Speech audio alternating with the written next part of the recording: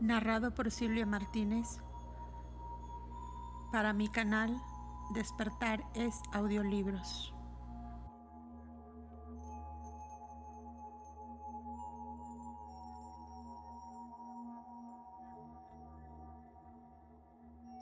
Estancia 10. La historia de la cuarta raza. 38. El nacimiento de la cuarta raza Atlante. 39. Las subrazas de la cuarta humanidad principian a dividirse y mezclarse. Forman ellas las primeras razas mixtas de varios colores.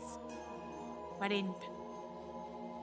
La superioridad de los atlantes sobre otras razas. 41.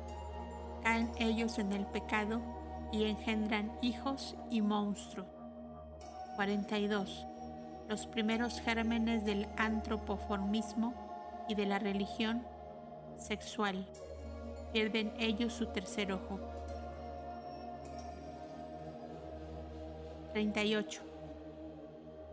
Así, de 2 a 2, en las 7 zonas, la tercera raza dio nacimiento a la cuarta raza. Los Shuras se convirtieron en Asuras. 39. La primera en todas las zonas fue del color de la luna, la segunda amarilla como el oro, la tercera roja, la cuarta de color oscuro que se tornó negro por el pecado. Los 7 primeros vástagos humanos fueron todos de un color, los 7 siguientes principiaron a mezclarse. Notas de la autora.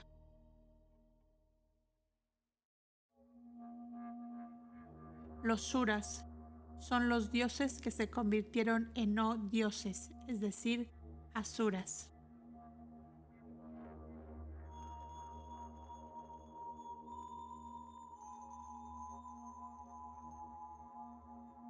Del color de la luna, amarillo claro, que se tornó negro por el pecado. Estrictamente hablando, solo desde el tiempo de las razas atlantes gigantescas de color amarillo y oscuro puede uno referirse al hombre, puesto que solamente la cuarta raza fue la primera especie humana completa, por más que era de mucho mayor tamaño que el nuestro de ahora.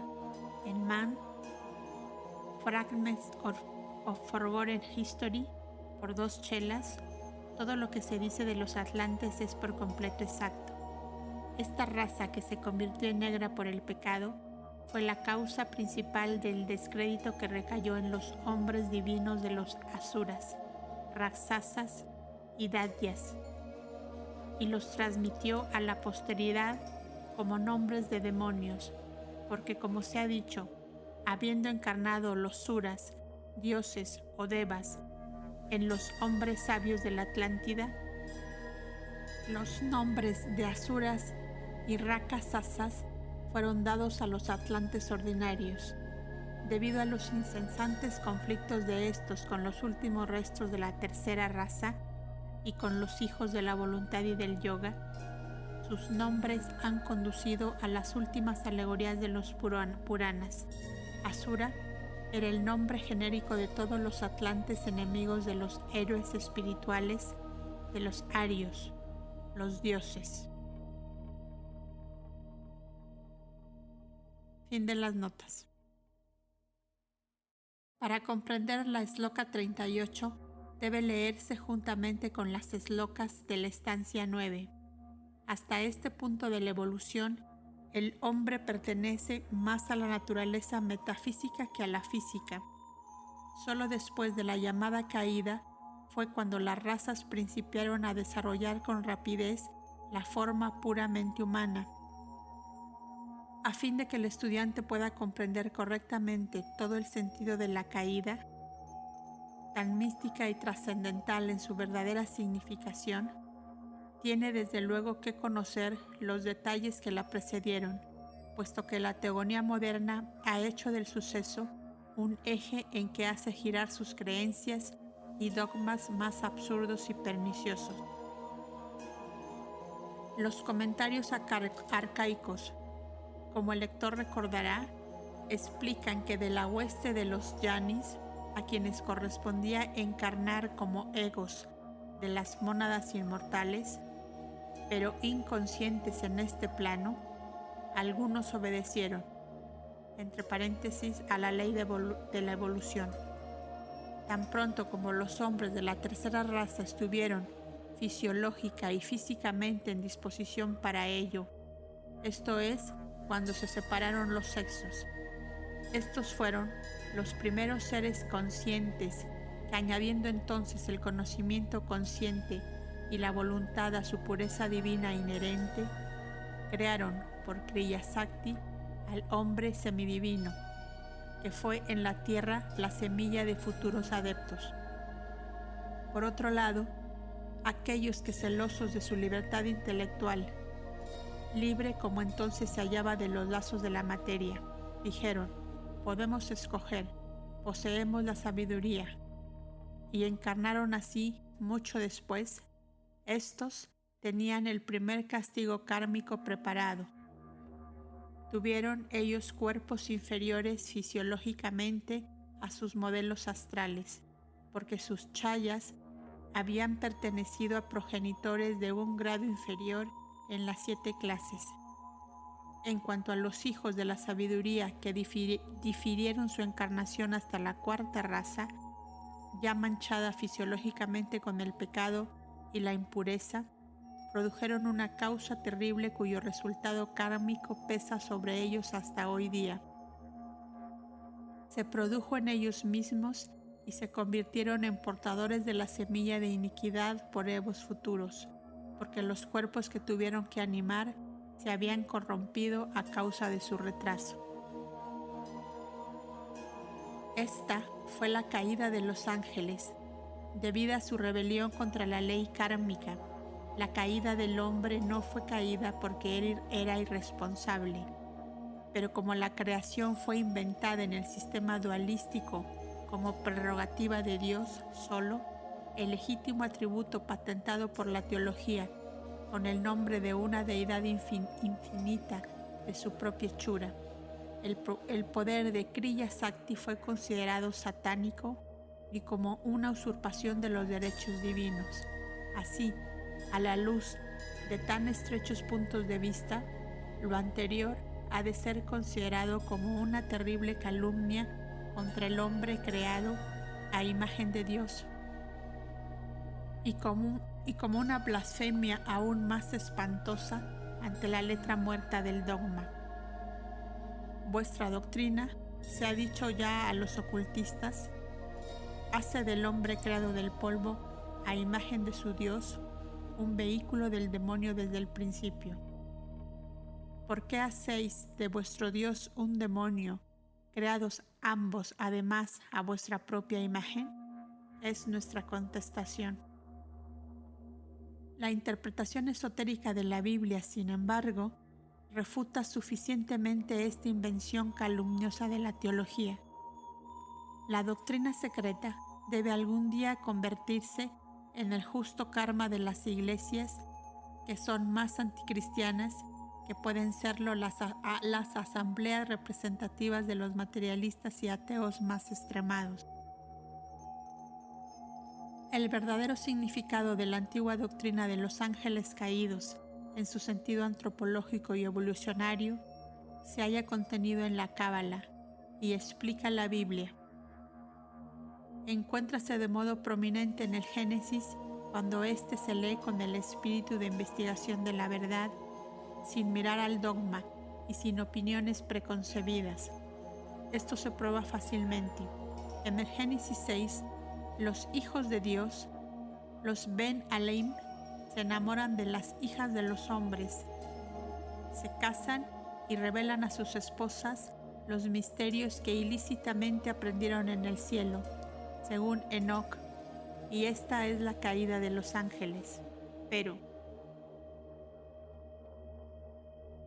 ¿qué es en realidad el mismo libro de Enoc, de cual el autor del Apocalipsis y hasta el San Juan del 4º Evangelio han hecho tantas citas?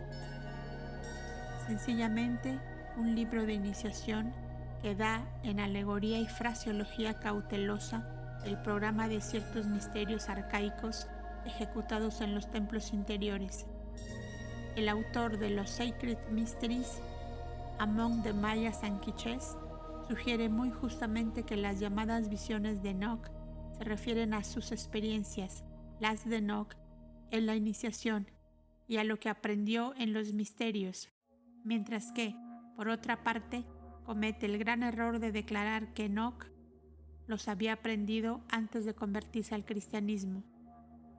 Además, cree que su libro fue escrito al principio de la era cristiana, cuando las costumbres y la religión de los egipcios estaban en decadencia. Esto es apenas posible, puesto que Judas en su epístola cita del libro de Enoch y por lo tanto, según observa el arzobispo Lawrence, traductor del libro de Enoch de la versión etíope, no podía ser producto de un escritor que viviera después o fuera tan siquiera contemporáneo de los escritores del Nuevo Testamento, a menos que verdaderamente Judas y los evangelios y todo lo demás fuesen también un producto de la iglesia ya establecida. Lo cual, dicen algunos críticos, no es posible. Pero ahora lo que más nos interesa son los ángeles caídos de Enoch, más bien que Enoch mismo. Nota de la autora sobre la caída de los ángeles. En general, los llamados conceptos cristianos ortodoxos acerca de los ángeles caídos o Satán son tan notables como absurdos. Podrían citarse sobre una docena del carácter más diverso en cuanto a los detalles, y todos debidos a las plumas de autores seglares instruidos, graduados de la universidad del presente cuarto siglo. Así, el autor de Ernst Ellis H. G.H. Pember, M.A. dedica un grueso volumen a probar que los teósofos espiritistas, agnósticos, místicos, metafísicos, poetas y todos los autores contemporáneos sobre especulaciones orientales son devotos servidores del príncipe del aire e irremisiblemente condenados. Describe a Satán y a su anticristo de este modo. Satán es el ungido querubín de siempre. Dios creó a Satán, la más hermosa y sabia de todas sus criaturas en esta parte de su universo, y lo hizo príncipe del mundo y del poder del aire. Fue él colocado en un Edén que fue muy anterior al Edén del Génesis, y de un carácter totalmente distinto y más substancial, parecido a la Nueva Jerusalén. Así, Satán, siendo perfecto en sabiduría y hermosura, no tiene por imperio nuestra tierra, sino todo el sistema solar. Ciertamente, no nos ha sido revelado ningún otro poder angélico de mayor ni aun siquiera de igual divinidad. El mismo arcángel Miguel es citado por Judas como conservando hacia el príncipe de las tinieblas el respeto debido a un superior, por más malvado que fuera, hasta que Dios ordenó formalmente su deposición. Luego se nos dice que Satán fue, desde el momento de su creación, rodeado de la insignia de la dignidad real, que despertó a la conciencia encontrándose el aire lleno con la música placentera de los que Dios había nombrado. Entonces, el demonio pasa desde la realeza a su dignidad sacerdotal. Satán era también un sacerdote del Altísimo, etc. Y ahora, el anticristo será Satán encarnado. Capítulos 3 y páginas 56 a la 59.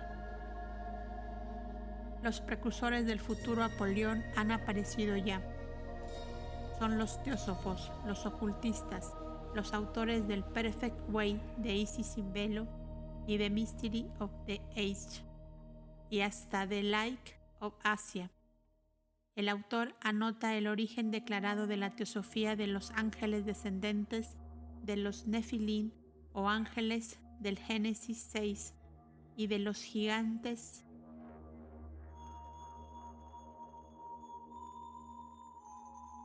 Debiera notar también su propia descendencia de ellos, como nuestra doctrina secreta trata de demostrar, a menos que niegue pertenecer a la presente humanidad. Fin de las notas. En el exoterismo indo, estos ángeles asuras son también denunciados como enemigos de los dioses, los que se oponen al culto de los sacrificios ofrecidos a los devas. En la teología cristiana se mencionan en general como espíritus caídos a los héroes de varias leyendas contradictorias tomadas de fuentes paganas.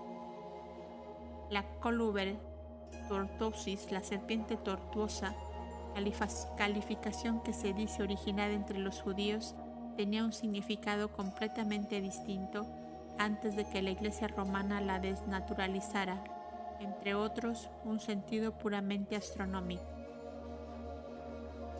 A la serpiente, caída de lo alto, se le atribuía la posesión de las llaves del imperio de la muerte, hasta el día en que Jesús la vio caer como un relámpago del cielo.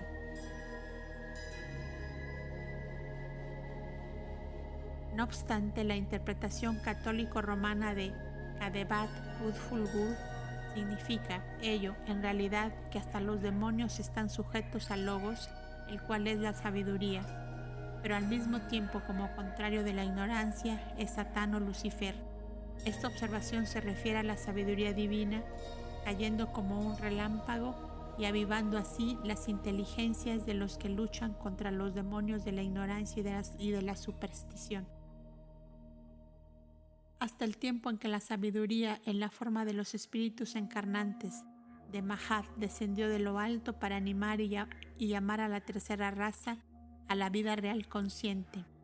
La humanidad, si así puede llamársele, en su estado animal e inconsciente, estaba por supuesto condenada a la muerte tanto moral como física. Los ángeles caídos en la generación son mencionados metafóricamente como serpientes y dragones de sabiduría. Por otra parte, considerados desde el punto de vista del Logos, el Salvador cristiano, lo mismo que Krishna, ya sea como hombre o como Logos, puede decirse que ha salvado a los que han creído en las enseñanzas secretas de la muerte eterna y que ha vencido al reino de las tinieblas o infierno como hacen todos los iniciados. Esta es la forma humana terrestre de los iniciados y también, por razón de que el Logos es Cristo, el principio de nuestra naturaleza interna que desarrolla en nosotros el ego espiritual, el ser superior, formado de la unión indisoluble del Buddhi, el sexto principio, y la eflorescencia espiritual de Manas, el quinto. El Logos es sabiduría pasiva en el cielo y sabiduría activa por sí en la tierra, según se nos enseña. Es el matrimonio del hombre celeste con la Virgen del mundo o la naturaleza, según está descrito en el Paimander, cuyo resultado es su progenie, el hombre inmortal. Esto es lo que en el Apocalipsis de San Juan se llama el matrimonio del Cordero con su prometida. A esta esposa se le identifica ahora con la Iglesia de Roma, debido a la interpretación arbitraria de sus partidarios, pero parece que olvidan que su ropa puede estar limpia y blanca exteriormente como el sepulcro blanqueado y que la corrupción de que está llena por dentro no es la rectitud de los santos, sino más bien la sangre de los santos a que ha dado muerte en la tierra.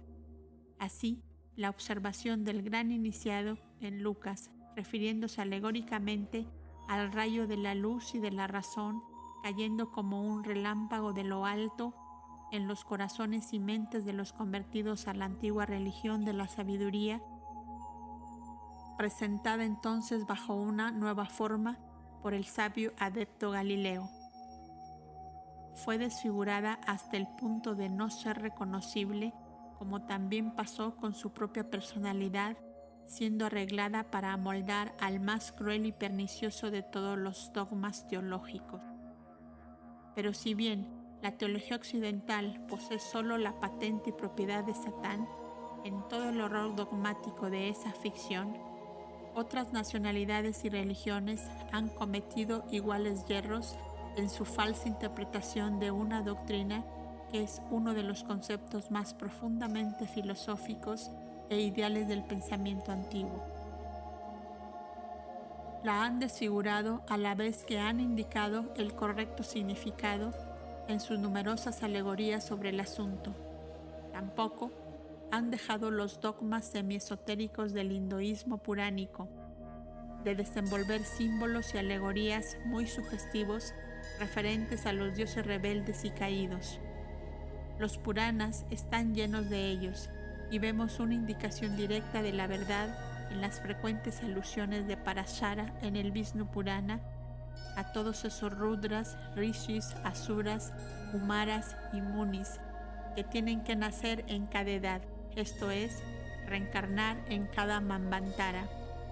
Esto, esotéricamente, equivale a decir que las llamas, nacidas de la mente universal, o Mahad, debido a las misteriosas operaciones de la voluntad kármica y al impulso de la ley de evolución, tenían que venir sin transición gradual alguna a esta tierra, después de haber atravesado, según el Paimander, los 7 círculos de fuego, o en una palabra, los 7 mundos intermedios. Notas de la autora. Sobre Manas el quinto. No es correcto referirse a Cristo como hacen algunos teósofos, como Buddhi, el sexto principio del hombre. Este último, per se, es un principio pasivo y latente, el vehículo espiritual de Atma, inseparable del alma universal manifestada. Solo en unión y en conjunción de la propia conciencia es como Buddhi se convierte en el yo superior y en el alma divina discernidora. Sobre el adepto Galileo.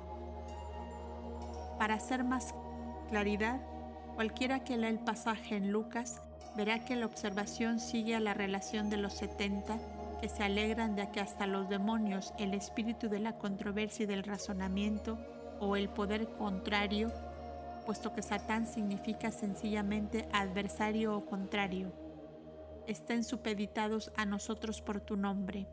Lucas 10:17.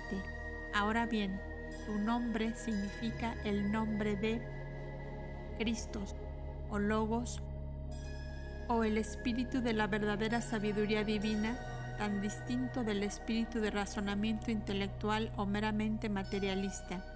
En una palabra, el yo superior. Y cuando Jesús observa en este punto que ha visto a Satán como un relámpago cayendo del cielo, es una simple declaración de sus poderes clarividentes, notificándoles lo que ya sabía, y una referencia a la encarnación del rayo divino, los dioses o ángeles que caen en la generación, pues no todos los hombres en modo alguno se benefician de esa encarnación, y en algunos el poder permanece latente y muerto durante toda la vida. Verdaderamente, ningún hombre sabe quién es el Hijo sino el Padre, ni quién es el Padre sino el Hijo, según añadió Jesús entonces allí, versículo 22. Y menos que nadie la Iglesia de Cristo. Solo los iniciados comprendían el sentido secreto de los términos Padre e Hijo, y sabían que se referían al espíritu y al alma sobre la tierra, pues las enseñanzas de Cristo eran enseñanzas ocultas que solo podían explicarse en la iniciación. Nunca fueron dedicadas a las masas, pues Jesús prohibió a los 12 ir con los gentiles y los samaritanos, Mateo 10:5, y repitió a sus discípulos que el misterio del reino de Dios era solo para ellos, no para las multitudes. Marcos 6:11. Fin de las notas.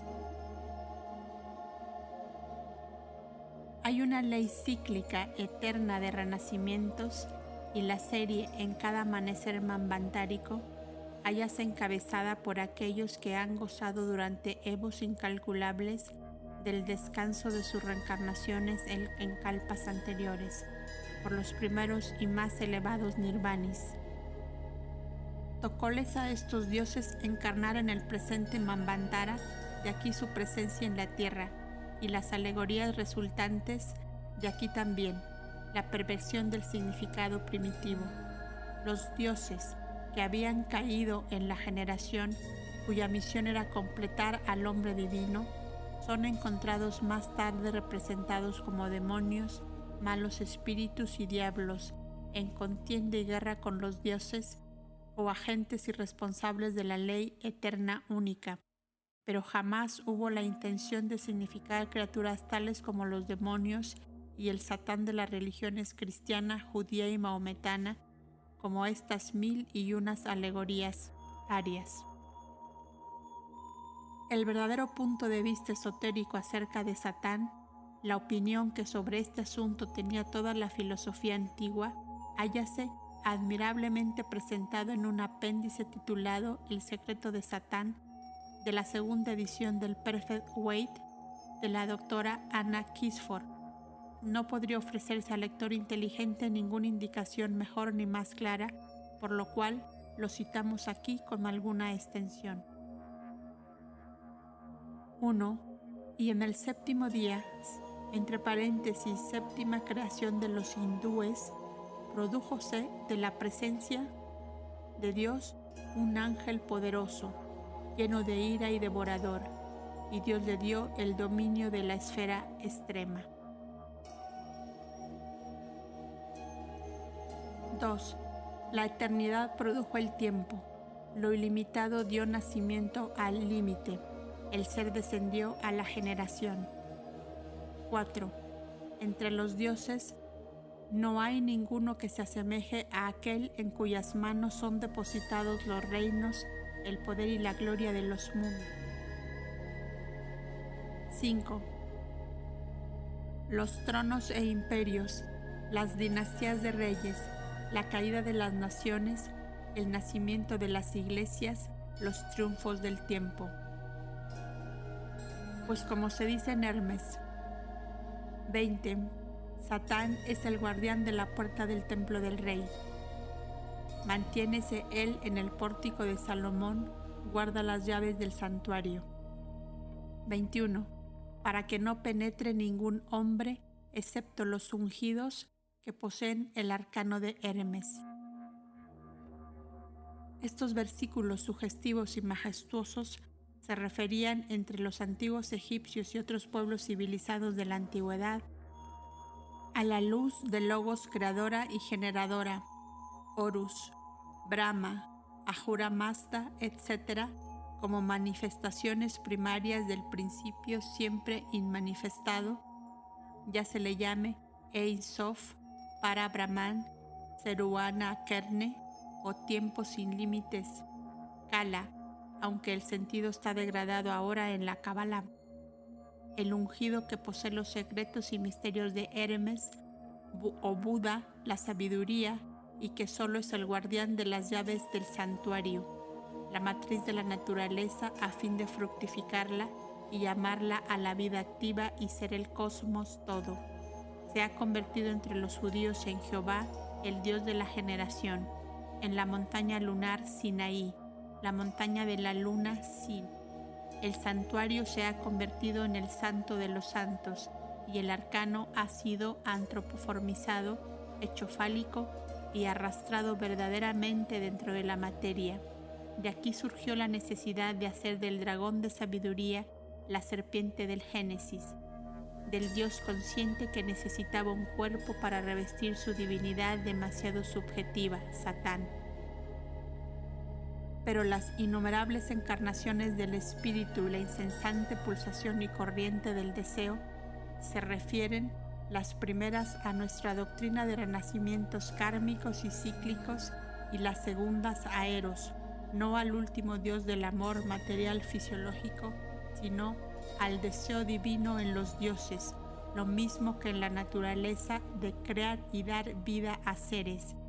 Esto solo los rayos de la llama una, oscura por ser invisible e incomprensible, podían llevarlo a cabo por sí mismos, descendiendo en la materia. Por tanto, según continúa el apéndice 15, 12, muchos son los nombres que Dios le ha dado a Satán, nombres de misterio, secretos y terribles. 13. El adversario porque la materia se opone al espíritu y el tiempo acusa hasta los santos del Señor. 28. Temedle y no pequéis, pronunciar su nombre temblando. 29. Pues Satán es el magistrado de la justicia de Dios, Karma. Él tiene la balanza y la espada. 31. Pues a él le están encomendados el peso, la medida y el número. Compárese la última sentencia con lo que dice el rabino que explica la cábala al príncipe en el libro de Al-Chazari y se verá que el peso, la medida y el número son en el Sefer Yetzirah los atributos de los Sefirots, los 3 Sefrim o cifras que cubren todo el número colectivo 10, y que los Sefirot son el Adán Kadmon colectivo, el hombre celeste o el Logos. De este modo, Satán y el ungido estaban identificados en el pensamiento antiguo. Por tanto, 33. Satán es el ministro de Dios, Señor de las 7 mansiones del Hades, el ángel de los mundos manifestados. Los 7 lokas o sapta loka de la tierra entre los indos, pues el Hades o el limbo de ilusión, del cual la teología hace una región fronteriza del infierno, es simplemente nuestro globo, la tierra, y por esto Satán es llamado el ángel de los mundos manifestados. Satán es el Dios de nuestro planeta y el Dios único, y esto sin ninguna alusión metafórica a su maldad y perversidad, pues él es uno con el Logos. El primero y el mayor de los dioses, en el orden de la evolución microcósmica divina, Saturno, Satán, astronómicamente, es el séptimo y el último en el orden de la emanación macrocósmica, siendo la circunferencia del reino del cual Febo, sabiduría, la luz de la sabiduría y también el sol, es el centro. Los gnósticos tenían pues razón en llamar al Dios judío un ángel de la materia, o el que infundió vida consciente a Adán y cuyo planeta era Saturno. 34. Y Dios puso un cinturón sobre sus lomos, los anillos de Saturno, y el nombre del cinturón es la muerte. En la antropogonía, este cinturón es el cuerpo humano con sus 2 principios inferiores. Los 3 mueren, mientras el hombre interno es inmortal. Y ahora nos aproximamos al secreto de Satán. 37. Solo sobre Satán recae la vergüenza de la generación. 38. Él ha perdido su estado virginal, lo mismo que el Kumar al encarnar, al descubrir secretos celestes, entró en la esclavitud. 39. Él circuye con lazos y limita todas las cosas. 42. 2 son los ejércitos de Dios. En el cielo, las huestes de Miguel, en el abismo, el mundo manifestado, las legiones de Satán. 43. Estos son el inmanifestado y el manifestado, el libre y el sujeto, en la materia, el virginal y el caído. 44. Y ambos son los ministros del Padre cumplimentando la palabra divina. Por lo tanto, 55. Santo y venerable es el Sabbat de Dios. Bendito y santificado es el nombre del ángel del Hades, Satán. Pues, 41. La gloria de Satán es la sombra del Señor, Dios en el mundo manifestado. El trono de Satán es el escabel de Adonai, todo el cosmos. Por tanto, cuando la Iglesia maldice a Satán, maldice la reflexión cósmica de Dios, anatemiza a Dios manifestado en la materia o en el objetivo, maldice a Dios o a la sabiduría por siempre incomprensible, revelándose como luz y sombra, bien y mal en la naturaleza, en la única manera comprensible a la limitada inteligencia del hombre.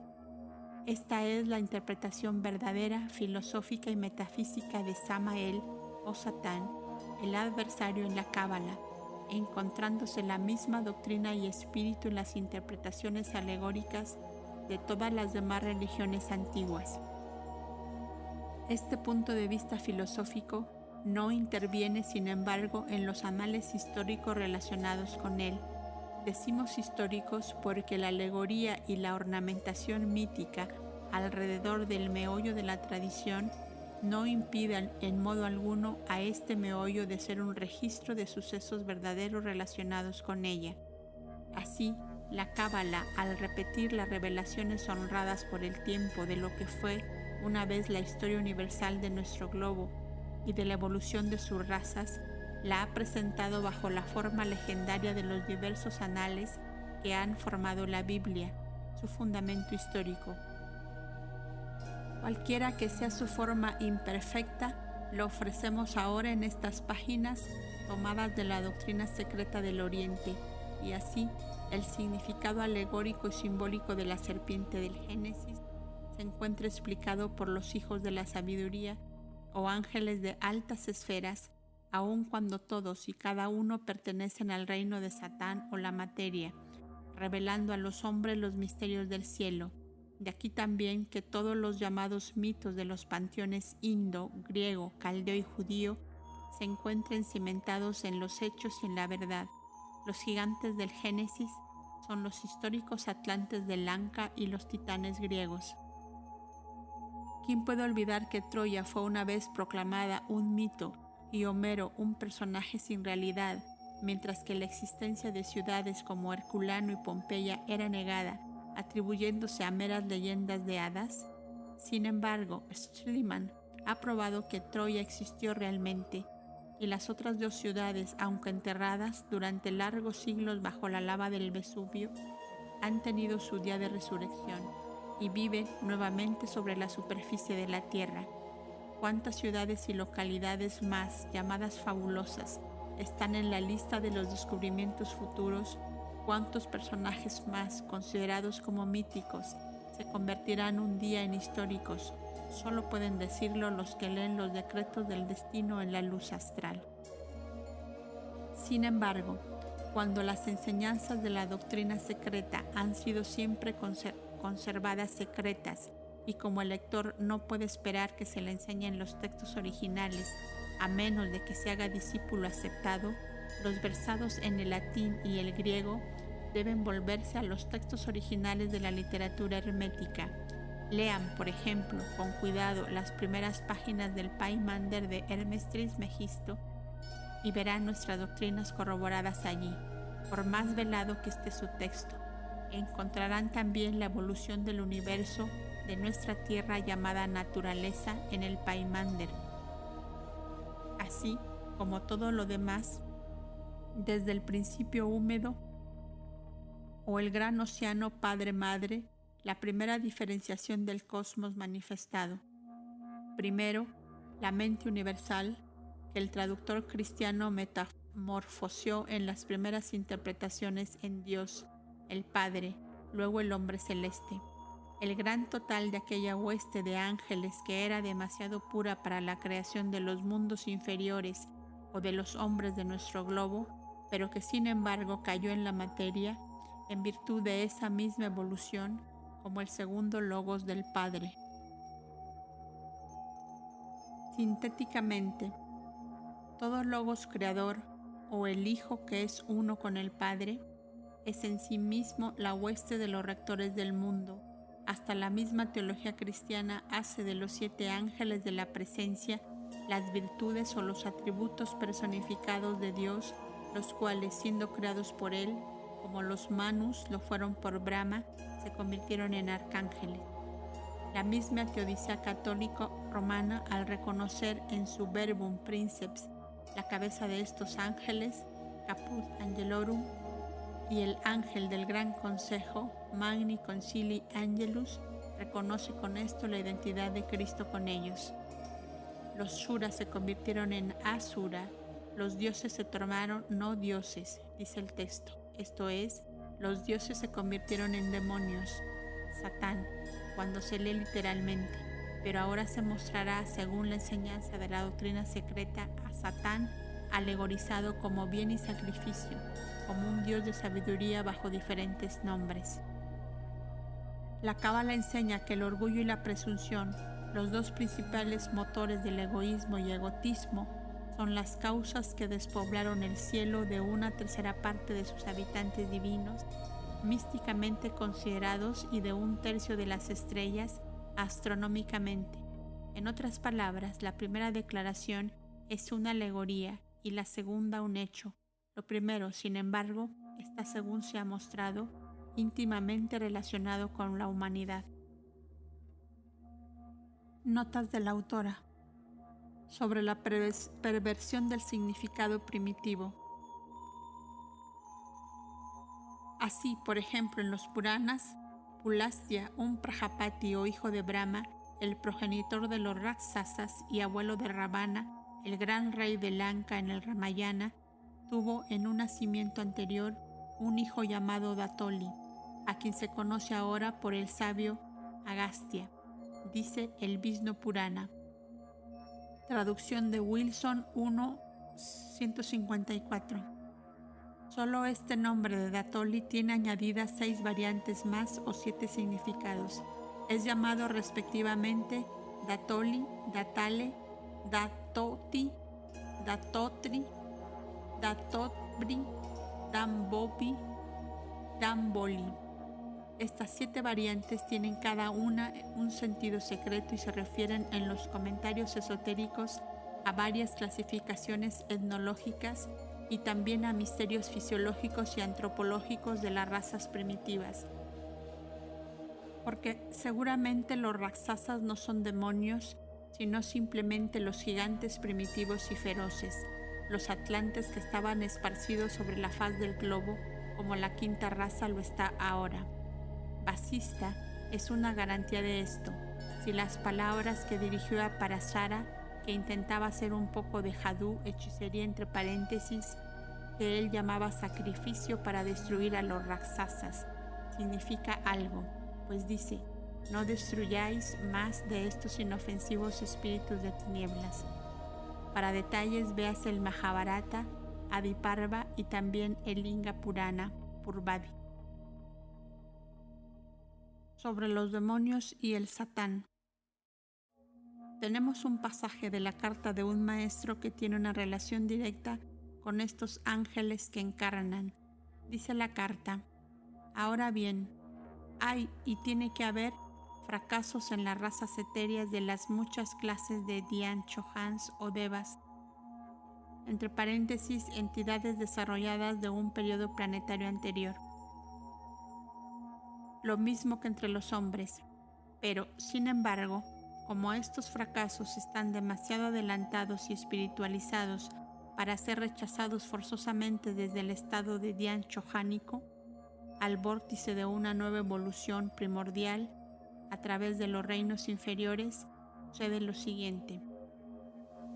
Cuando va a desarrollarse un nuevo sistema solar, estos Dhyan chohans nacen en él por influjo al frente de los elementales, entidades que se han de convertir en humanidad en un tiempo futuro, y permanecen como una fuerza espiritual latente o inactiva en el aura de un mundo naciente, hasta que es alcanzada la etapa de la evolución humana. Entonces se convierten en fuerza activa y se mezclan con los elementales para desarrollar poco a poco el tipo completo de la humanidad. Véase de Mahatman Letters to Ape Sainet, página 87. Esto es, para desarrollar al hombre y dotarlo de mente propia consciente o manas. Sobre la séptima creación de los hindúes, cuando la Tierra con su cadena planetaria y el hombre iban a desaparecer. Sobre la esfera extrema, nuestra Tierra y el plano de conciencia físico. El ser descendió a la generación, cuando los seres puros y celestiales, o Dhyan Chohans, y los grandes pitris de varias clases fueron comisionados, los unos para desenvolver sus imágenes o chayas y hacer de ellos el hombre físico, los otros para animarlo y dotarlo así de inteligencia divina y la comprensión de los misterios de la creación.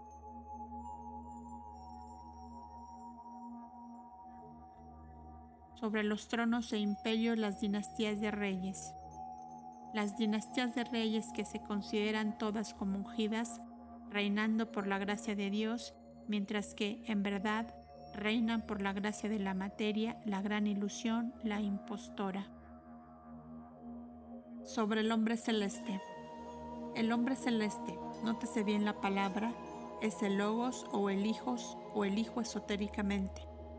Por lo tanto, una vez que el nombre fue aplicado a Cristo, que fue declarado ser Dios y Dios mismo, la teología cristiana no tiene salida. A fin de sostener su dogma de una Trinidad personal, tuvo que proclamar, como lo hace aún, que el logos cristiano es el único verdadero y que todos los logos de las demás religiones son falsos y solo el disfrazado principio del mal, Satán.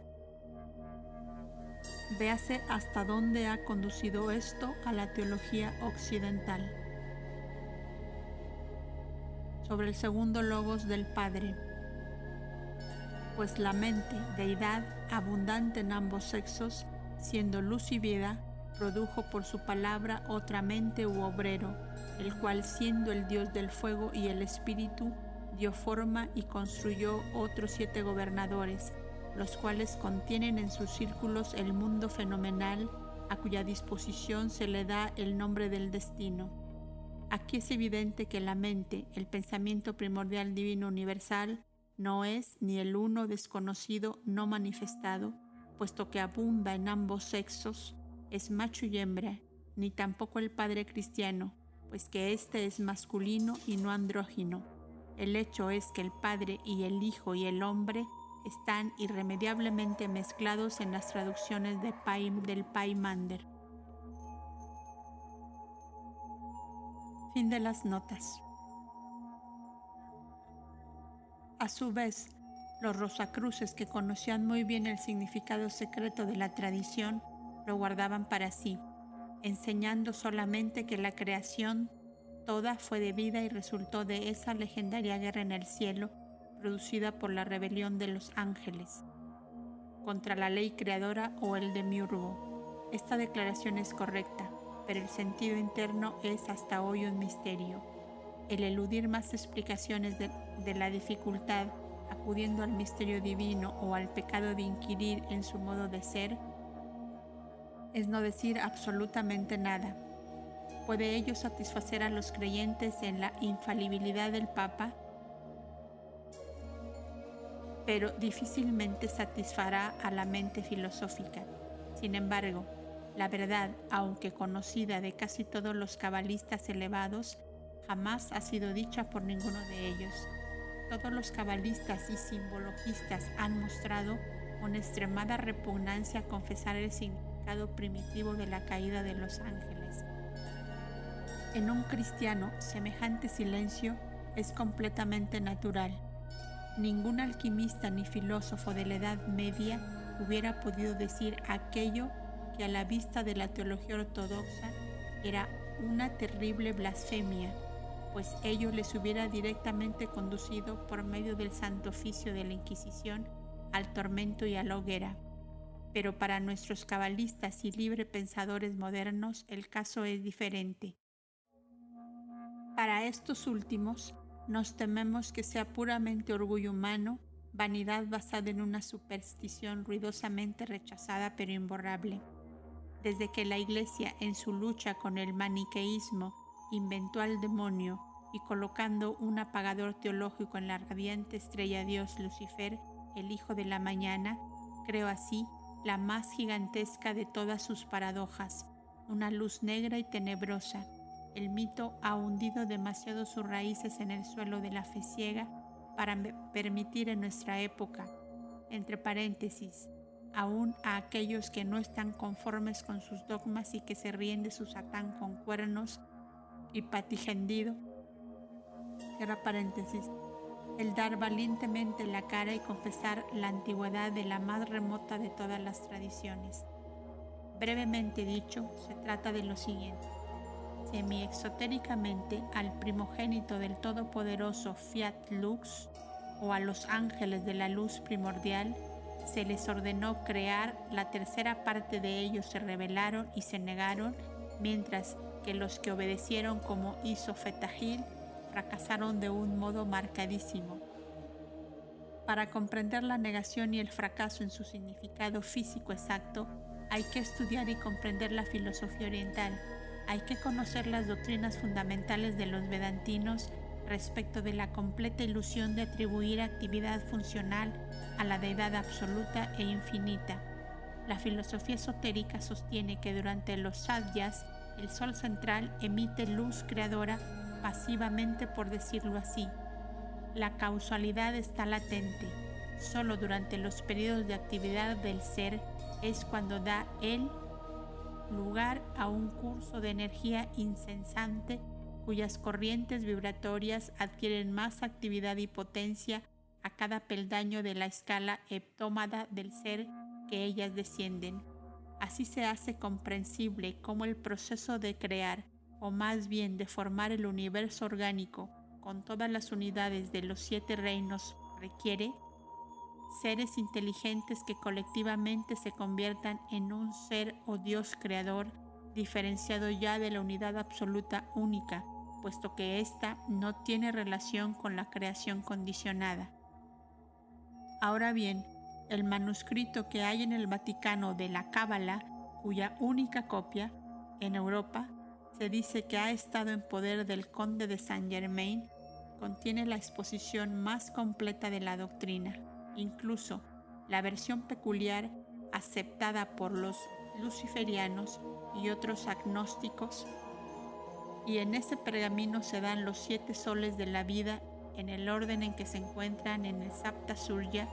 Sin embargo, solo 4 de estos se mencionan en las ediciones de la Cábala que pueden conseguirse en las bibliotecas públicas, y aún esto es una fraseología más o menos velada.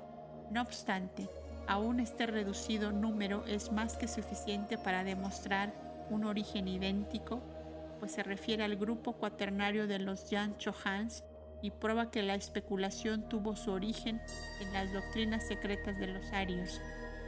Como es bien sabido, la Cábala no se originó con los judíos, pues estos adquirieron sus ideas de los caldeos y egipcios. Así, pues, hasta las enseñanzas exotéricas cabalistas hablan de un sol central y de 3 soles secundarios en cada sistema solar, incluso el nuestro. Según se indica en esa hábil obra, aunque demasiado materialista, New Aspect of Light and Religion, que es una sinopsis de las opiniones de los cabalistas en un aspecto profundamente meditado y asimilado. El sol central era para ellos, lo mismo que para los arios, el centro de reposo, el centro hacia el cual todo movimiento debía ser referido en último término. Alrededor de este sol central, el primero de los 3 soles del sistema giraba en un plano polar, el segundo en un plano ecuatorial, y solo el tercero era nuestro sol visible. Estos 4 cuerpos solares fueron los órganos de cuya acción depende lo que el hombre llama la creación, la evolución de la vida en el planeta Tierra. Los canales por medio de los cuales la influencia de estos cuerpos fue transmitida a la Tierra sostenían ellos, los cabalistas, que es eléctrica. La energía radiante que fluye del sol central llamó la Tierra al ser como un globo acuoso cuya tendencia, como núcleo de un cuerpo planetario, era precipitarse hacia el sol central, dentro de cuya esfera de atracción había sido creada. Pero la energía radiante, electrizando a ambos igualmente, los mantuvo separados, cambiando así el movimiento hacia el centro de atracción en movimiento alrededor del mismo, que el planeta en revolución, la Tierra, trataba así de alcanzar. En la célula orgánica encontró el sol visible su matriz propia y produjo por su medio el reino animal, a la vez que maduraba el vegetal, colocando finalmente a su cabeza al hombre, en quien, por la acción animadora de ese reino, se originó la célula psíquica. Pero el hombre, colocado así a la cabeza del reino animal, a la cabeza de la creación, era el hombre animal, el sin alma, el perecedero. De aquí que el hombre, aunque aparentemente corona de la creación, haya marcado con su advenimiento el término de la misma, toda vez que la creación al culminar en él había entrado a su muerte en la decadencia. Citamos aquí la opinión cabalística para mostrar su perfecta identidad con la doctrina oriental. Explíquese o complétese la enseñanza de los 7 soles con los 7 sistemas del plano del ser, de los cuales los soles son los cuerpos centrales y se tendrán los 7 planos angélicos, cuya hueste colectivamente forman los dioses de los mismos. Son ellos el grupo capital dividido en 4 clases, desde la incorpórea hasta la semicorpórea. Estas clases están directamente relacionadas, aun cuando de modos muy distintos por lo que respecta a relaciones y funciones volitivas con nuestra humanidad. Son ellas 3, sintetizadas por la cuarta, la primera y más elevada, que se llama el Sol Central, en la doctrina cabalista que acabamos de citar. Esta es la gran diferencia entre la cosmogonía semítica y la aria. La una, materializando, humaniza los misterios de la naturaleza. La otra, espiritualiza la materia y supedita siempre su fisiología a lo metafísico. De este modo, aun cuando el séptimo principio llega al hombre a través de todas las fases del ser, puro por ser elemento indeterminado y unidad impersonal, pasa por medio, la cábala dice procedente, del sol central espiritual y del grupo segundo, el sol polar, que radian ambos su Atman en el grupo. El grupo tercero, el sol ecuatorial, une Buddhi a Atma y a los atributos superiores de Manas, mientras que el grupo cuarto, el espíritu de nuestro sol visible, le dota de Manas y de su vehículo, el Kama Rupa, o cuerpo de pasiones y deseos, los 2 elementos de Amkara que desarrollan la conciencia individualizada, el ego personal. Finalmente, el espíritu de la tierra, en su triple unidad, es el que construye el cuerpo físico, atrayendo a él los espíritus de la vida y formando su linga sharira. Pero todas las cosas procedentes cíclicamente, la evolución del hombre lo mismo que la de todo lo demás, y el orden en que aquel se desenvuelve se describe por completo en las enseñanzas orientales, mientras que en la cábala solo se hacen indicaciones. El libro de Xian dice respecto del hombre primordial, cuando por vez primera fue educido por él sin hueso, el creador incorpóreo. Primero el soplo, luego Buddhi y el hijo sombra, el cuerpo, fueron creados. Pero ¿dónde estaba el eje, el principio medio Manas? El hombre está condenado. Cuando están solos, el indeterminado, elemento indiferenciado, y el Vaham Buddhi, la causa de lo sin causa, sepárase completamente de la vida manifestada. A menos, explica el comentario, que sean unidos y mantenidos juntos por el principio medio, el vehículo de la conciencia personal de Jiva.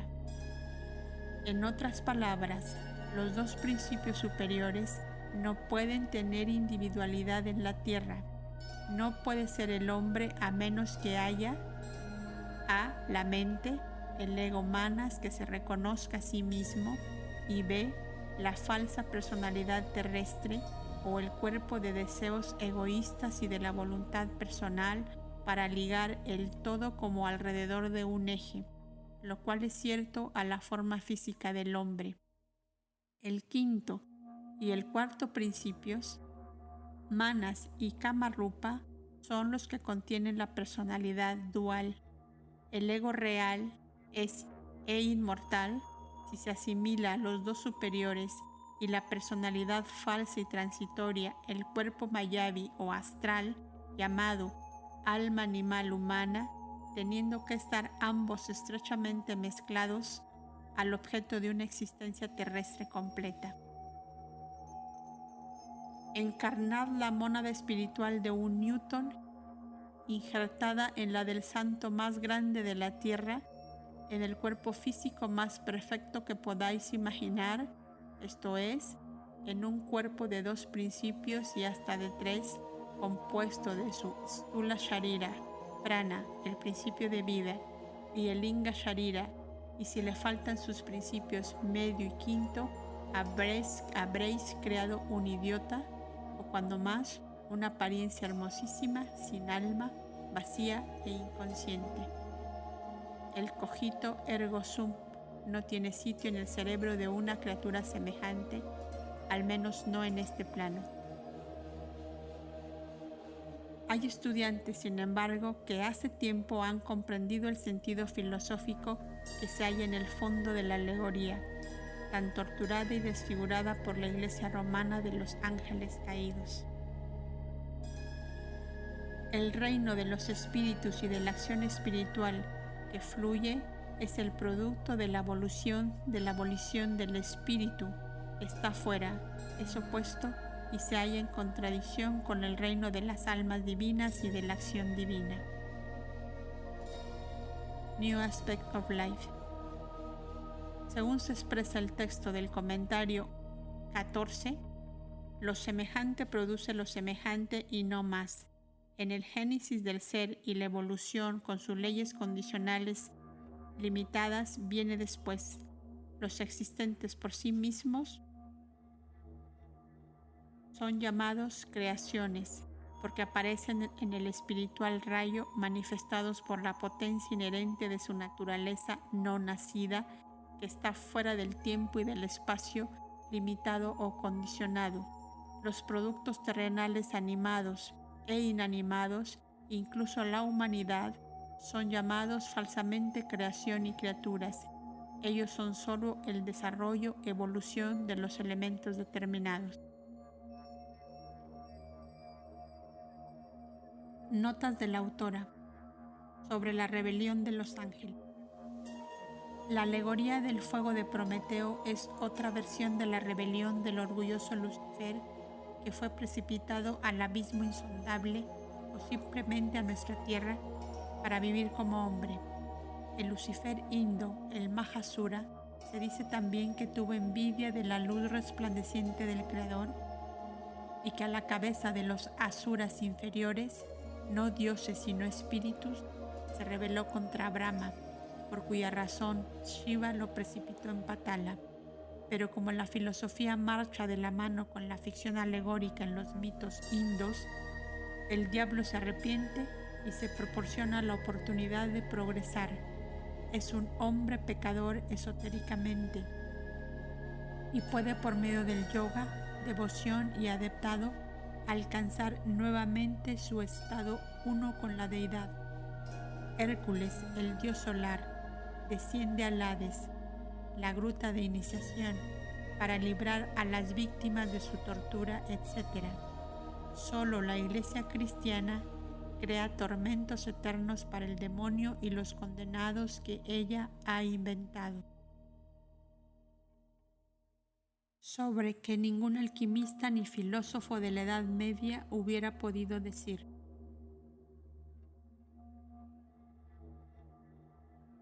Aquello que a la vista de la teología ortodoxa era una terrible blasfemia.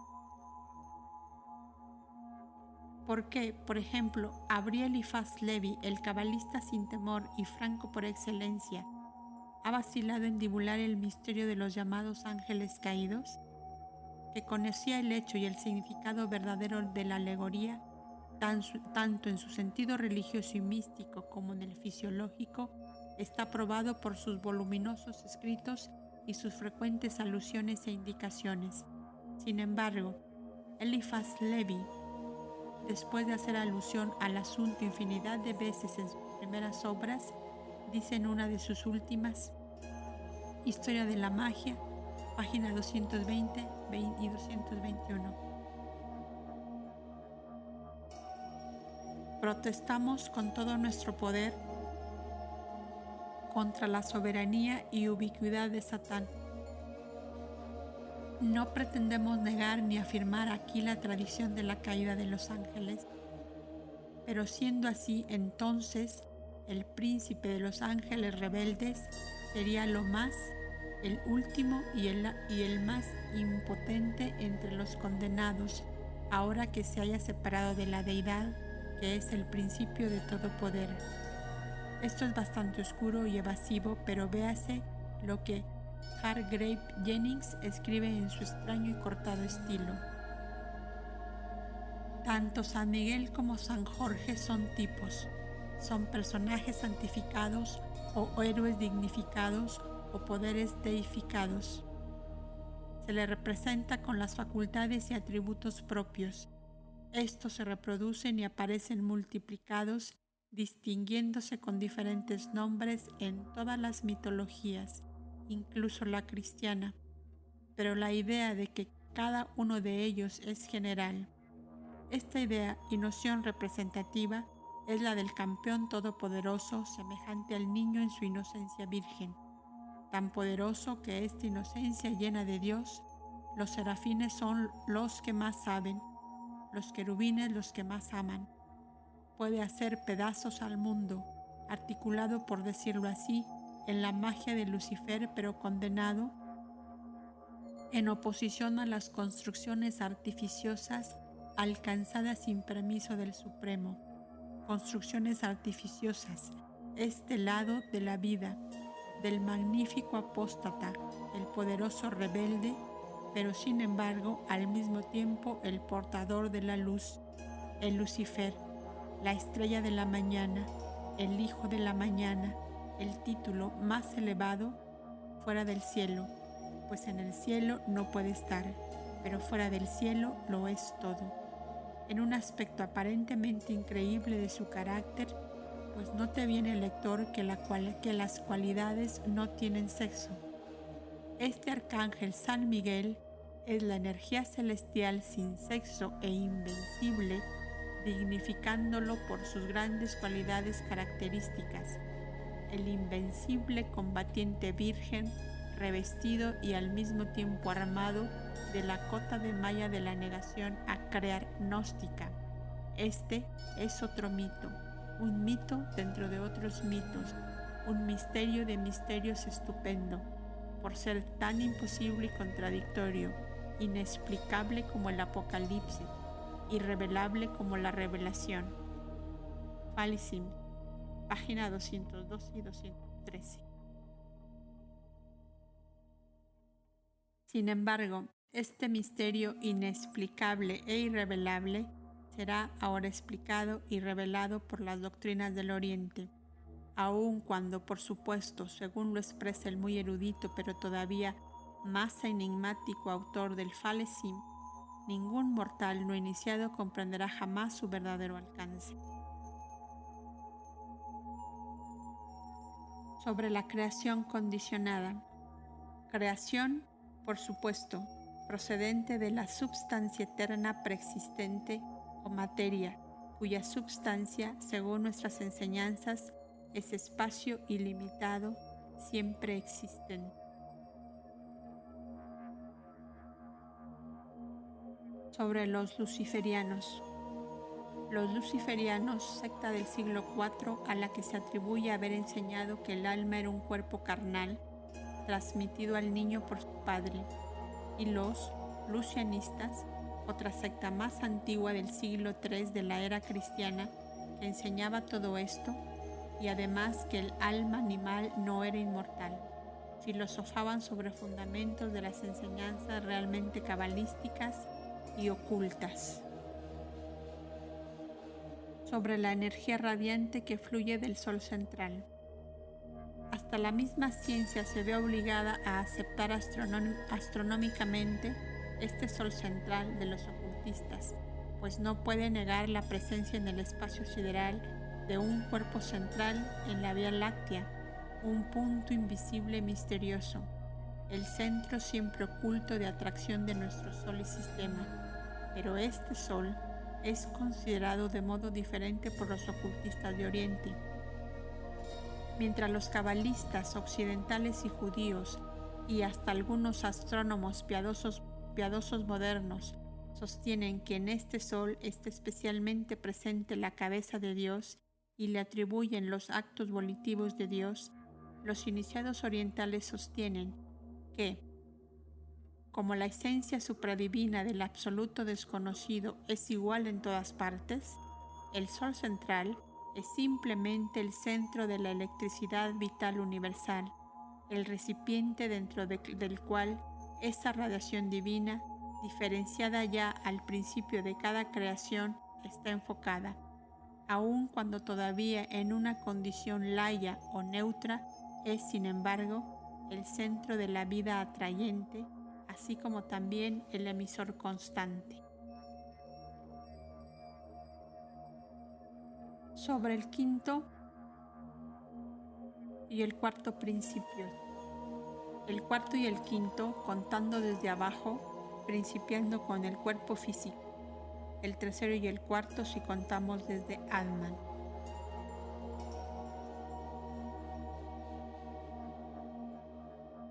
Sobre los existentes por sí mismos. Esencias espirituales, angélicas, inmortales en su ser, porque son incondicionadas en la eternidad, pero periódicas y condicionadas en sus manifestaciones manvantáricas. Fin de las notas.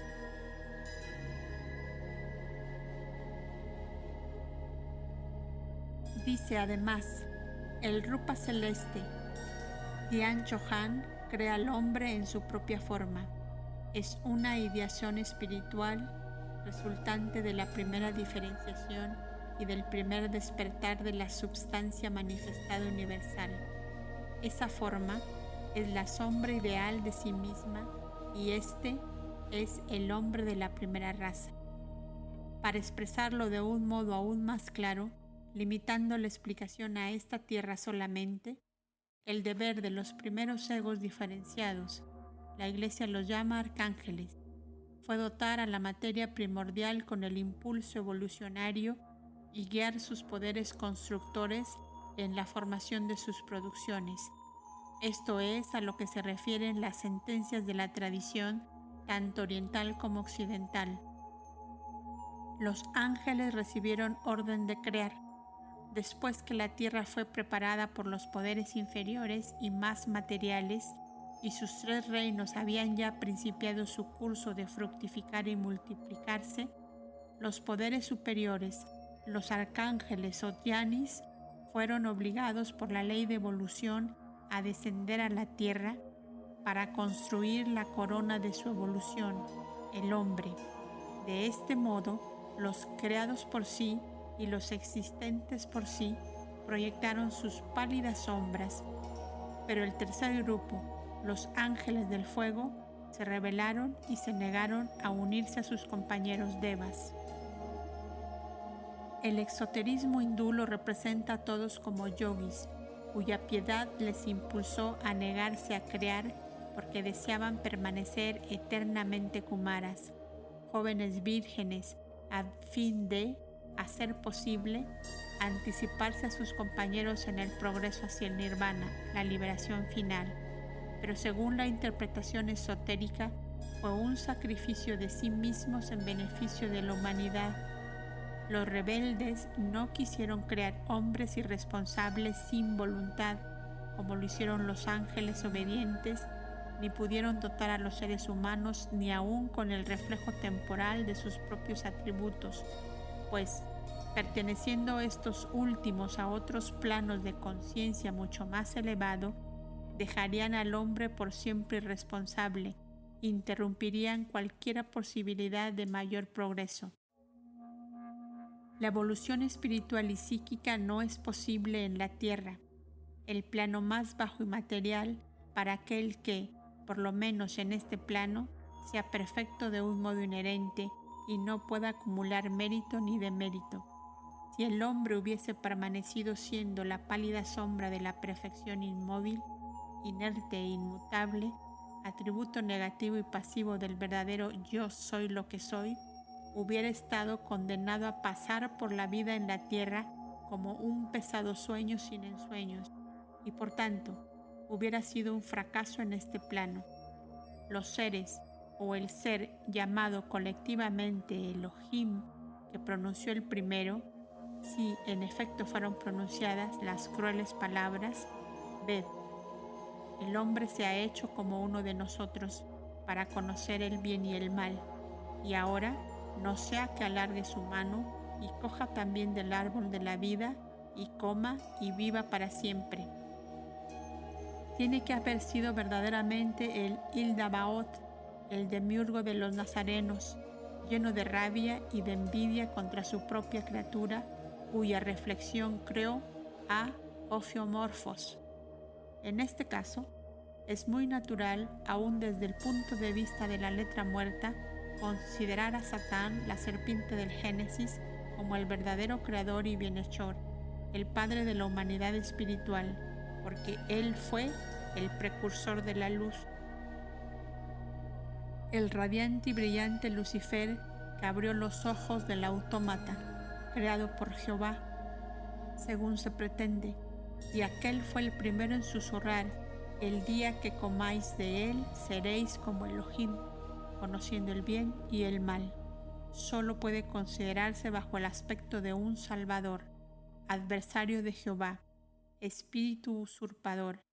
Él permanece siendo en la verdad esotérica el mensajero siempre amante, el ángel, el serafín, el querubín, que sabía mucho y que amaba aún más, y que nos confirió la inmortalidad espiritual en lugar de la física, pues esta última sería una especie de inmortalidad estática que hubiera transformado al hombre en un judío errante incapaz de morir.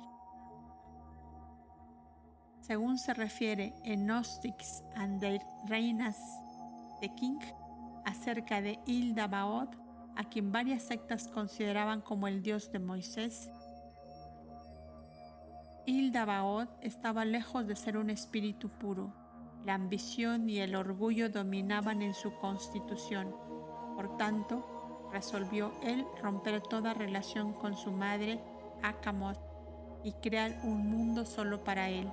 Ayudado por sus 6 espíritus propios, creó al hombre, destinándole a ser la imagen de su poder, pero fracasó completamente en su obra, pues su hombre resultó un gran monstruo sin alma que se deslizaba por la tierra.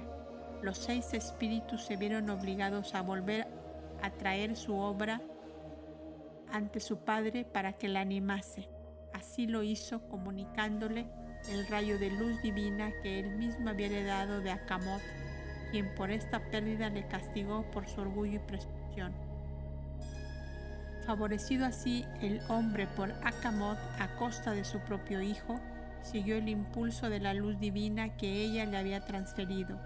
Reunió una cantidad mayor de la creación con que estaba mezclada y principió a presentar no la imagen de su creador Ildabaoth, sino más bien la de ser supremo, el hombre primordial. Ante este espectáculo, el demiurgo se llenó de rabia y envidia por haber producido un ser tan superior a él.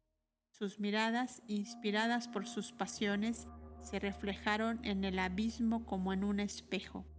La imagen se convirtió en instinto con vida y surgió Satán en forma de serpiente. Ophiomorphos, la encarnación de la envidia y de las... Esta es la versión exotérica de los gnósticos, y la alegoría, aunque es una versión sectaria, es sugestiva y parece verdadera en la vida. Es deducción natural del texto de la letra muerta del capítulo 3 del Génesis. De ahí la alegoría de Prometeo, que roba el fuego divino para que los hombres prosigan conscientemente en el sendero de la evolución espiritual, transformando así al más perfecto de los animales de la tierra en un Dios potencial y dejando a su voluntad el conquistar el reino de los cielos por la violencia. De ahí también la maldición pronunciada por Zeus contra Prometeo y por Jehová Ildabaoth contra su hijo rebelde Satán.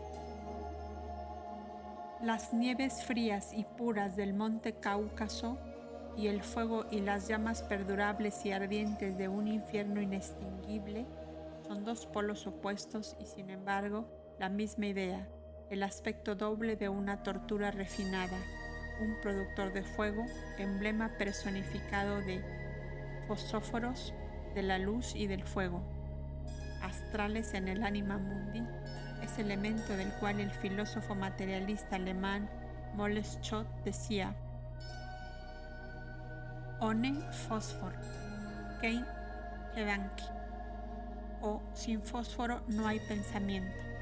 Ardiendo en las fieras llamas de sus pasiones terrenales, la conflagración producida por su pensamiento, distinguiendo como lo hace ahora el bien del mal y sin embargo esclavo de las pasiones de su Adán terrestre, sintiendo el buitre de la duda y de la conciencia completa, devorándole el corazón. Un Prometeo verdaderamente, por ser una entidad consciente y por tanto responsable. La maldición de la vida es grande y sin embargo, exceptuando algunos místicos indos y sufís, cuán pocos son los que cambiarían todas las torturas de la vida consciente, todos los males de una existencia responsable por la imperfección inconsciente de un ser incorpóreo pasivo objetivamente, o tan siquiera por la inercia estática universal personificada en Brahma durante su noche de reposo. Pues para citar un hábil artículo de uno, confundiendo los planos de existencia y de conciencia fue víctima de sus errores. Satán o Lucifer representa la energía activa, o como M. Jols Baisak la llama, la energía centrífuga del universo en su sentido cósmico. Él es fuego, luz, vida, lucha, esfuerzo, pensamiento, conciencia, progreso, civilización, libertad, independencia. Al mismo tiempo, es el dolor, que es la reacción del placer de la acción, y la muerte, que es la revolución de la vida. Satán, ardiendo en su propio esfuerzo, producido por la furia de su propio ímpetu, la desintegración expansiva de la nebulosa que tiene que concentrarse en nuevos mundos, y debidamente fue una y otra vez burlado por la inercia eterna de la energía pasiva del cosmos, el yo soy, inexorable, el pedernal del que saltan las chispas, y debidamente son él y sus adherentes consignados al mar de fuego, porque este es el sol, solo en un sentido en la alegoría cósmica, la fuente de la vida de nuestro sistema, en donde son purificados, queriendo decir con esto desintegrados y agitados para su reconstrucción en otra vida, la resurrección, este sol, el cual, como origen del principio activo de nuestra tierra, es a la vez el hogar y la fuente del Satán del mundo. Además, como para demostrar la exactitud de la teoría general de Weizsäcker, en el diablo de Satán, el frío se sabe que tiene un efecto centrípeto. Bajo la influencia del frío todo se contrae. Bajo él la vida inverna o muere. El pensamiento se congela y el fuego se extingue. Satán es inmortal en su propio mar de fuego. Solamente en el Niflheim, el frío infierno de las Edas escandinavos, el yo soy es donde no puede existir, pero a pesar de todo, hay una especie de existencia inmortal en el Niflheim, y esta existencia debe ser sin dolor y apacible, porque es inconsciente e inactiva. En el reino de Jehová, si este Dios fuese todo lo que los judíos y cristianos pretenden, no hay miserias, ni guerras, ni casamientos, ni dar en casamiento, ni cambio, ni conciencia individual. Todo está absorbido en el Espíritu del Todopoderoso. Es enfáticamente un reino de paz y de sumisión leal, así como el del archirrebelde lo es de guerra y revolución. Es El primero, efectivamente, lo que la teosofía llama nirvana, pero la teosofía enseña que la separación de la fuente primordial, una vez que ha tenido efecto, no puede alcanzarse la reunión sino por el esfuerzo de la voluntad, lo cual es claramente satánico en el sentido de este trabajo.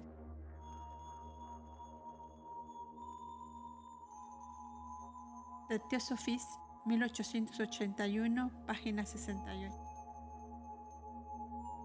Es satánico desde el punto de vista del romanismo ortodoxo, pues debido al prototipo de lo que se convirtió con el tiempo en el demonio cristiano, a los radiantes arcángeles, los Dian Chohans que se negaron a crear porque querían que el hombre llegase a ser su propio creador y un Dios inmortal. Pueden los hombres alcanzar el nirvana y el cielo de la divina paz celeste.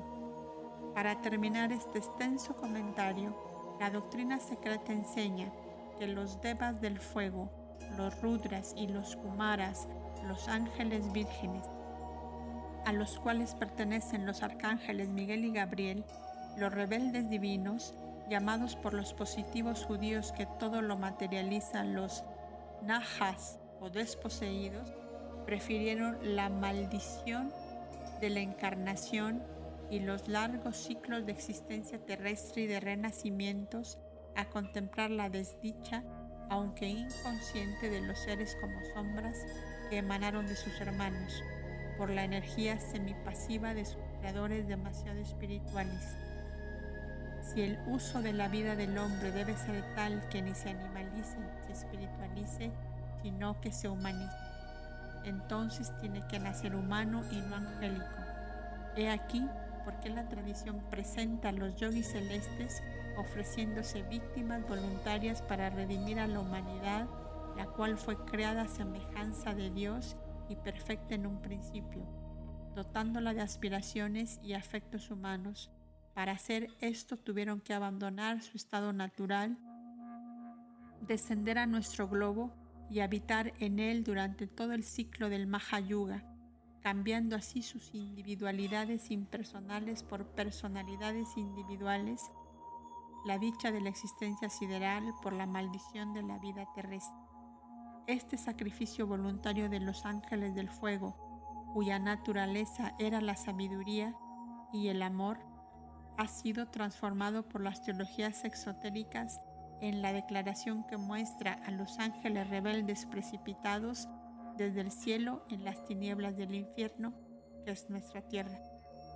La filosofía hindú indica la verdad enseñando que los asura, precipitados por Shiva, están solamente en un estado intermedio en el cual se preparan para grados más elevados de purificación, redimiéndose de su miserable estado. Pero la teología cristiana, que pretende basarse en la roca del amor divino, de la caridad y de la justicia de aquel a quien acude como a su Salvador, a fin de reforzar paradójicamente su pretensión, ha inventado el horrible dogma del infierno, esa palanca de Arquímedes de la filosofía católico-romana. Por otra parte, la sabiduría rabínica, más positivista, materialista o groseramente terrestre que ninguna otra, puesto que todo lo rebaja a misterios fisiológicos, llama estos seres el perverso, y los cabalistas nahash, desposeído, como acabamos de decir, almas que, después de haberse separado en el cielo del Santísimo, se arrojaron al abismo en el principio de su misma existencia y se anticiparon al tiempo en que debían descender a la tierra. Y explicamos desde luego que nuestra querella no es contra el Zohar ni ningún otro libro de la Cábala en su verdadera interpretación, pues esta es la misma que la nuestra, sino solamente contra las explicaciones pseudoesotéricas de aquella y especialmente de los cabalistas cristianos. Dice el comentario: nuestra tierra y el hombre son los productos de los tres fuegos. El nombre de estos tres corresponde en sánscrito al fuego eléctrico, al fuego solar y al fuego producido por fricción. Explicados en los planos humano y cósmico, estos tres fuegos son espíritu, alma y cuerpo, los tres grandes grupos raíces con sus 4 divisiones adicionales. Estas varían según las escuelas y según sus aplicaciones se convierten en los upadis y en los vehículos o en el noumeno de esto. En las relaciones exotéricas son personificados por los 3 hijos de brillantez y esplendor sobresalientes de Agni, Abhimanyu, el hijo mayor de Brahma, el logos cósmico con Svabha, una de las hijas de Daxa. En el sentido metafísico, el fuego por fricción significa la unión entre Buddhi, el 6º principio, y Manas, el 5º, los cuales se unen y se consolidan de este modo, el 5º fundiéndose parcialmente en la mónada y convirtiéndose en parte de ella. En lo físico, se relaciona con la chispa creadora o germen que fructifica y genera al ser humano. Los 3 fuegos, cuyos nombres son Pavaka, Pavamana y Suchi, fueron condenados, se dice, por una maldición de Vasista, el gran sabio, a nacer una y otra vez. Esto es bastante claro. Por tanto, las llamas, cuyas funciones están confundidas en los libros exotéricos y que son llamadas indiferentemente Prajapatis, Pitria, Manus, Asuras, Rishis, Kumaras, etc., se dice que encarnaron personalmente en la 3ª raza raíz y de este modo renacieron una y otra vez. En la doctrina esotérica se les llama generalmente Asuras o Asura, Devata o Pitar Devata, son dioses, pues, como se ha dicho, ellos fueron primeramente dioses y los más elevados antes de que se convirtieran en no dioses. Y de espíritus del cielo hubiesen descendido a ser espíritus de la tierra exotéricamente, entiéndase bien el dogma ortodoxo. Notas de la autora sobre un Prometeo verdaderamente por ser una entidad consciente y por tanto responsable. La historia de Prometeo, Karma y la conciencia humana se encuentran en la parte 2, sección 5 del volumen 6.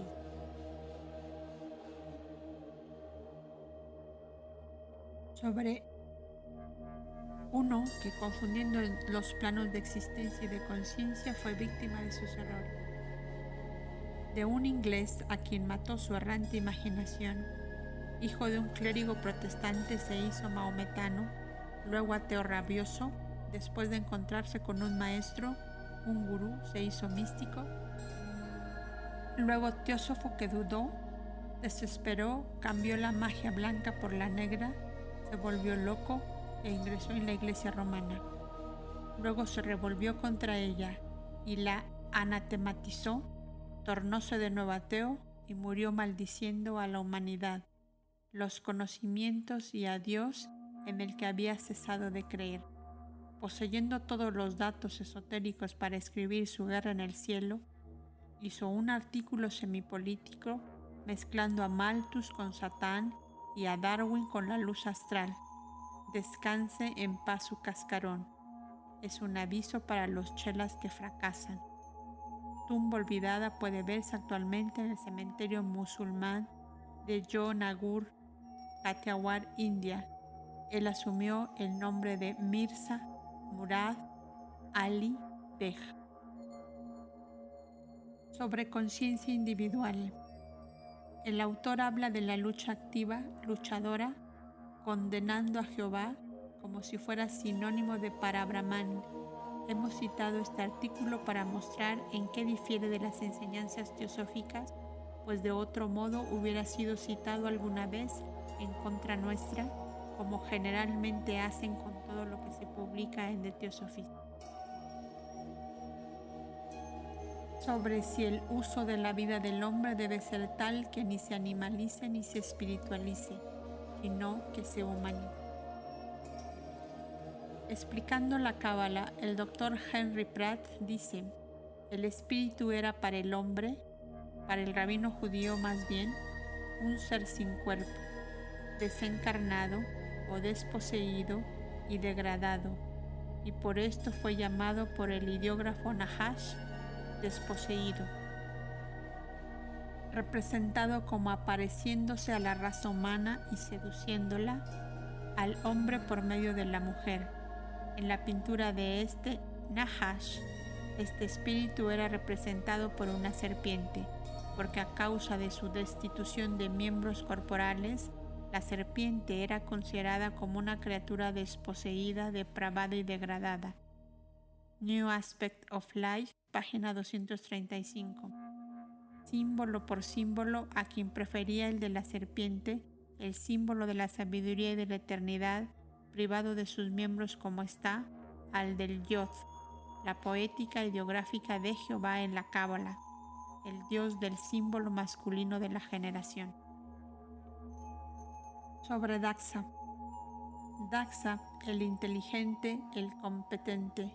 Este nombre lleva consigo por regla general la idea del poder creador. Es un hijo de Brahma y de Aditi, y según otras versiones, un poder nacido por sí, el cual, como Minerva, surgió del cuerpo de su padre.